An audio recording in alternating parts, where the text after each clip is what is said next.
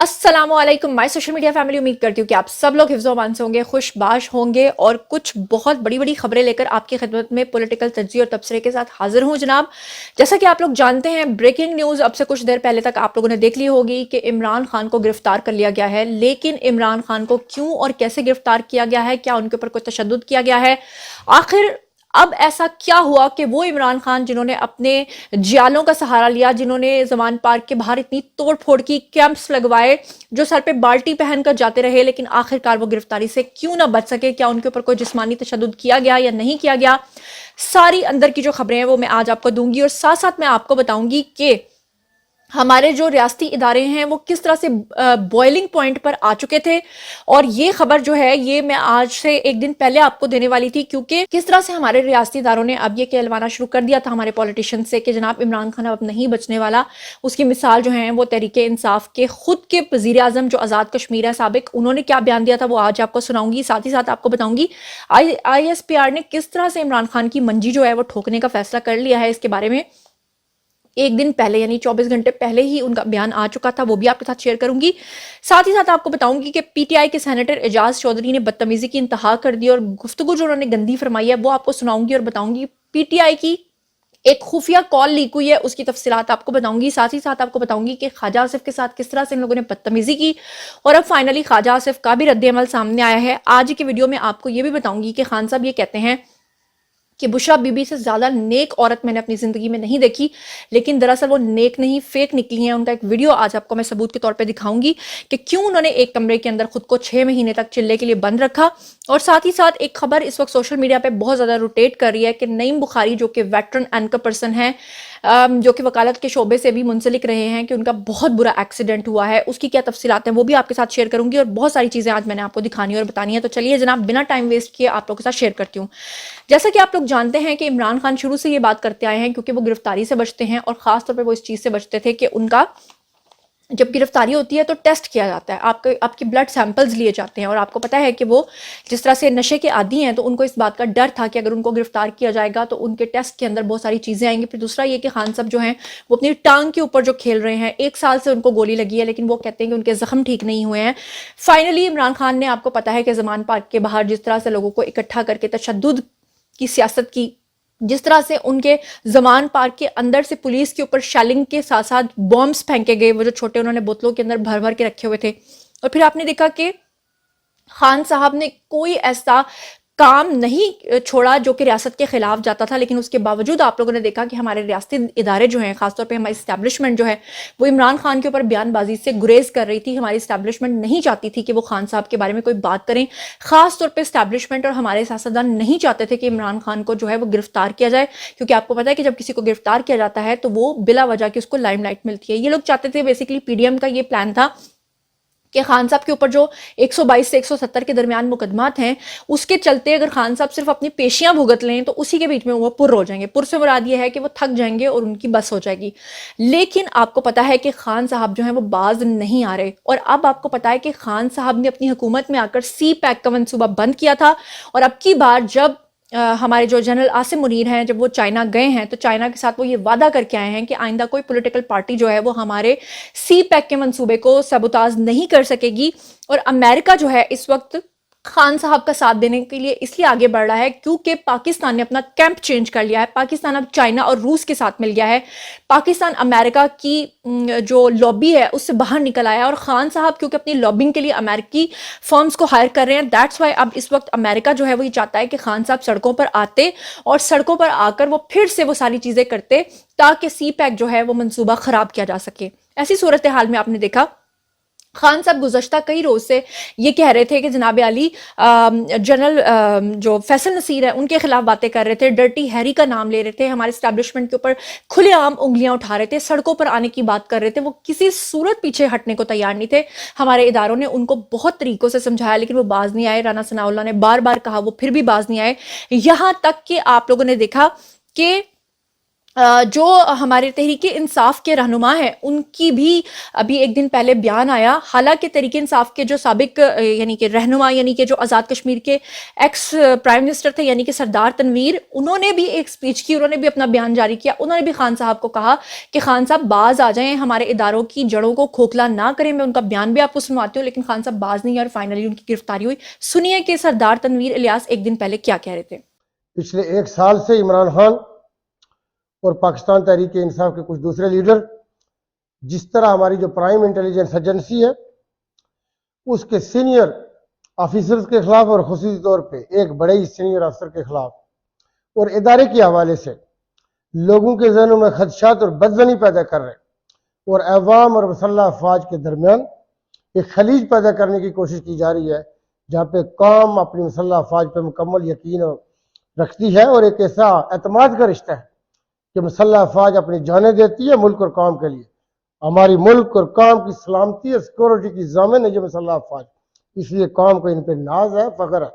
آپ ایسی بدظنی پیدا کر رہے ہیں، آپ پاکستان کی جڑیں کاٹ رہے ہیں اور پاکستان کی جڑوں کے اوپر وار کر رہے ہیں۔ جی، تو آپ لوگوں نے سن لیا، بات صرف سردار تنویر الیاس تک نہیں ہے، بلکہ خان صاحب نے ابھی 2 دن پہلے جو اپنی ایک ریلی نکالی تھی، اس ریلی میں انہوں نے گاڑی کے اندر سے بیٹھ کر جو تقریر کی تھی، اس میں انہوں نے دوبارہ سے جنرل فیصل نصیر کو تنقید کا نشانہ بنایا تھا۔ اس میں انہوں نے کہا تھا کہ جناب وہ ڈرٹی ہیری ہیں، انہوں نے کہا تھا کہ اگر ان کا قتل ہو گیا تو اس میں اسٹیبلشمنٹ انوالو ہوگی، اور اس کے بعد اسٹیبلشمنٹ کا پارا فل ہائی ہو گیا تھا۔ اس کے بعد جو ہے عاصم منیر صاحب کا بیان آیا تھا، ISPR نے اپنا بیان جاری کیا تھا جو کہ یہاں پر آپ کو نظر آ رہا ہوگا۔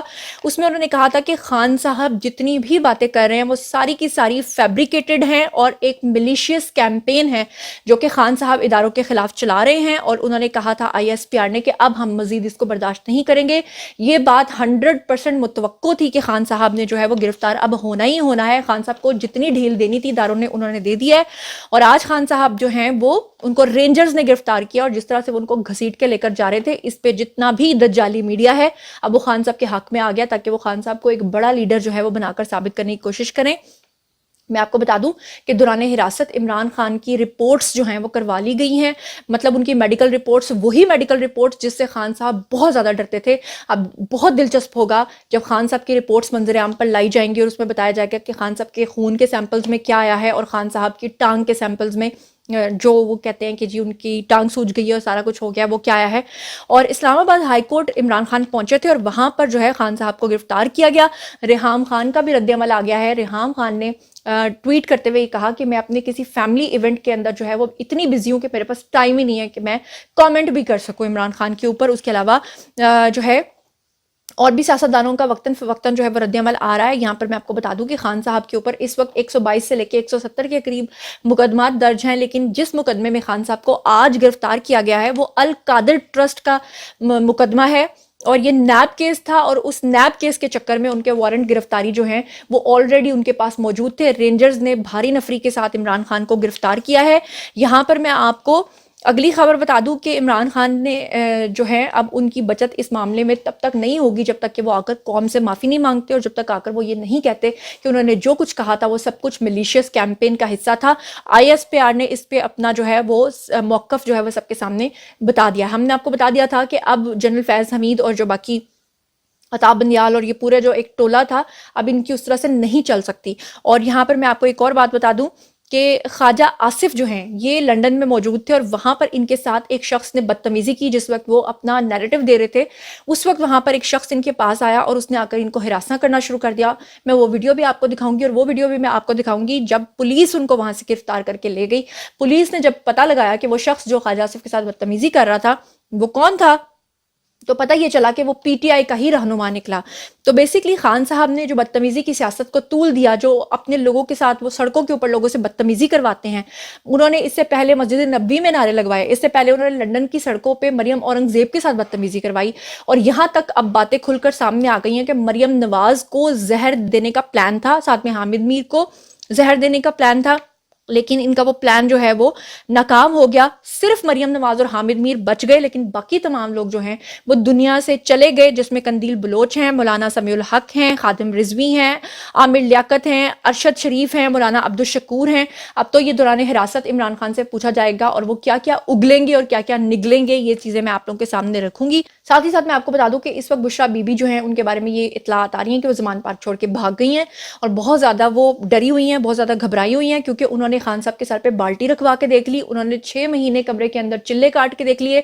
آپ ذرا یہ ویڈیو دیکھیے جس میں خان صاحب کہہ رہے ہیں کہ میں نے آج تک ان سے زیادہ نیک خاتون نہیں دیکھی جو کہ ایک ہی کمرے کے اندر 6 مہینے تک رہی. تو 6 مہینے اندر ہی چلے کاٹتی رہی, لیکن ان کا چلا کوئی کام نہیں آیا اور وہ خود جو ہیں وہ ہیرے مانگتی رہی اور جوہرات مانگتی رہی اور 5-5 کیرٹ کے رشوتیں مانگتی رہی ہیروں کی. ہیو اے لک.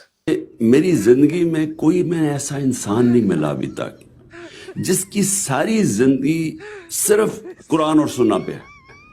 میں نے کوئی ایسی خاتون نہیں دیکھی کہ 6 مہینے ہو گئے مجھے یہاں, وہ ایک کمرے میں انہوں نے 6 مہینے گزارے. ایک کمرے میں 2 کمروں میں 6 مہینے گزارے. میں سمجھتا ہوں, میں کئی دفعہ لوگ کہتا ہوں اللہ میں نے بڑی قربانی اپنے ملک کے لیے دے رہا ہوں, لیکن وہ ایک کمرے میں, اور ایک کمرے میں نہ کبھی رات کھانا کھایا, نہ کوئی شاپنگ ہے, نہ آج تک انہوں نے کوئی باہر میں ٹرپ جاتا تھا. وہ میرے ساتھ سوائے مکہ مدینہ جانے کہ وہ میرے ساتھ کسی نہ باہر ٹرپ میں انٹرسٹڈ ہے. اس کے بارے میں اب آپ لوگوں نے فیصلہ کرنا ہے. آپ کو کیا لگتا ہے, جو کچھ بھی آپ لوگ سوچتے سمجھتے ہیں کامنٹ سیکشن میں آئیے, شیئر کیجئے, مجھے بتائیے کہ یہ جو ادارے اتنے عرصے سے خان صاحب کو ڈھیل دے رہے تھے, کیا یہ ڈھیل دینی چاہیے تھی, نہیں دینی چاہیے تھی؟ خان صاحب پھر بھی باز نہیں آئے. خان صاحب کی گرفتاری کو لے کر آپ کا کیا کہنا ہے؟ یہ جو خواجہ آصف کے ساتھ ہوا اور پھر اس کے اوپر جو پولیس وہاں کی انہوں نے گرفتار کیا اس شخص کو, اس کے بارے میں آپ کا کیا کہنا ہے؟ آئی ایس پی آر نے منڈی ٹھوکنے کا جو فائنل فیصلہ کیا ہے اس کو آپ سراہیں گے, نہیں سراہیں گے, اپوز کریں گے؟ جو بھی آپ سوچتے سمجھتے ہیں اس کے بارے میں بھی بتائیے. یہ بھی بتائیے کہ تحریک انصاف کے جو سابق جو رہنما ہے, بلکہ آزاد کشمیر کے جو یعنی سابق وزیر اعظم یعنی سردار تنویر, انہوں نے جو کچھ پہلے ہی کہہ دیا تھا اور جس طرح سے بیانات آ رہے تھے اس کے بعد بھی خان صاحب اس بات کو نہیں سمجھ پا رہے تھے, اس کے بارے میں آپ کا کیا کہنا ہے؟ بشرا بی بی کے چلے کام نہ ہے, اس کے بارے میں آپ کا کیا کہنا ہے؟ نعیم بخاری کے بارے میں آپ کو بتا دوں کہ ان کے بارے میں بھی یہ خبر پھیلی ہوئی ہے کہ ان کا ایکسیڈنٹ ہو گیا ہے بہت برا.